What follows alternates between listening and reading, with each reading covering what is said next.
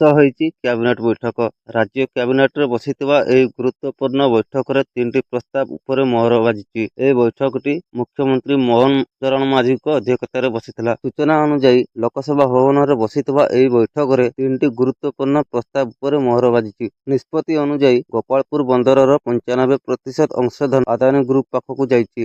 Odisha ଷ୍ଟିଭେଟ୍ limited ହାତରେ ଆଉ ବାକି 5% ଅଂଶଧନ ରହିବ। ଏହି ଚୁକ୍ତିନାମାକୁ ରାଜ୍ୟ କ୍ୟାବିନେଟ୍ ମଞ୍ଜୁରି ଦେଇଛନ୍ତି। ଆଦାନୀ ଗ୍ରୁପ ପାଖକୁ ଏହି ଅଂଶଧନ ଯିବା ଦ୍ୱାରା ଗୋପାଳପୁର ବନ୍ଦରର ଉନ୍ନତିକରଣ କରାଯାଇପାରିବ। ଫଳରେ ରାଜ୍ୟରେ ପ୍ରତ୍ୟକ୍ଷ ଏବଂ ପରୋକ୍ଷ ଭାବରେ ନିଯୁକ୍ତି ବଢ଼ିବ ବୋଲି ସୂଚନା ଦେଇଛନ୍ତି ମନ୍ତ୍ରୀ।